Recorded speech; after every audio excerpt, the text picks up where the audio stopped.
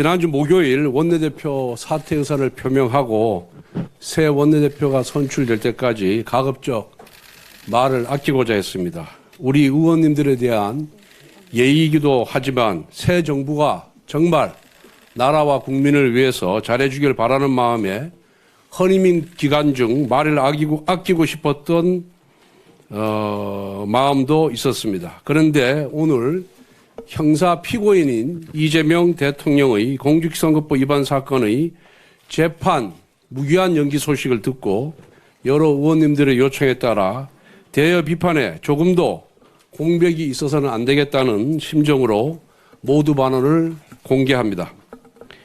이재명 대통령의 공직선거법 위반 파기환송심을 맡은 서울고법 재판부가 재판을 무기한 연기하기로 결정했습니다.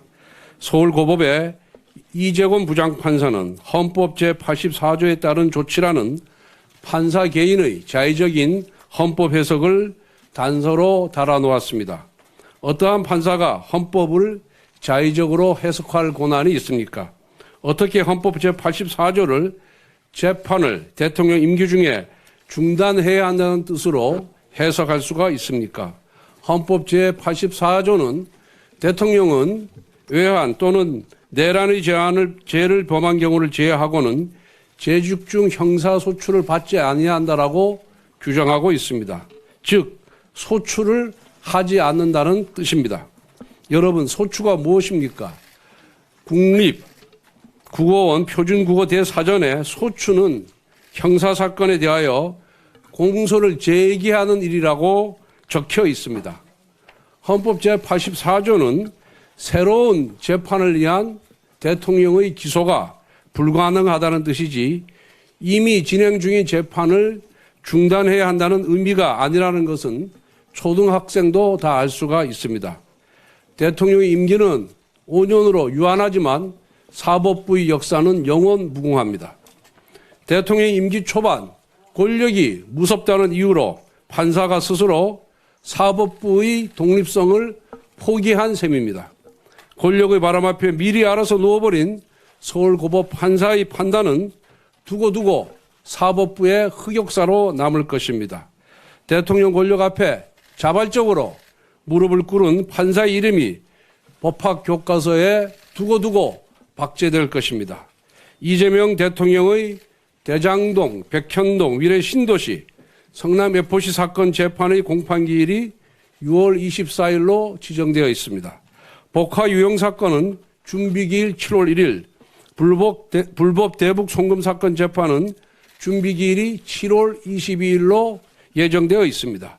이 사건 담당 판사들은 절대로 공직선거법 파기환송심 재판부와 같은 어리석은 결정을 내리지 않기를 바랍니다. 서울고법은 즉시 헌법 제84조에 대한 자의적인 해석을 처리하길 바랍니다. 아울러 검찰은 항고를 통해서 헌법 제84조에 대한 해석을 대법원에 요청할 것을 촉구합니다. 국민의힘은 이재명 정부의 임기가 끝나는 그 순간까지 서울고법의 부당한 헌법 제84조 해석을 바로잡기 위해 모든 수단을 동원하여 싸우겠습니다. 이와 같은 서울고법 판사의 자발적인 충성에도 불구하고 오늘 민주당 대변인은 이재명 대통령에 대한 재판중지법을 그대로 강행 처리할 계획임을 밝혔습니다. 재판이 5개씩 되다 보니 공직선거법 재판 한 건이 연기된 것만으로는 못내 불안한 모양입니다.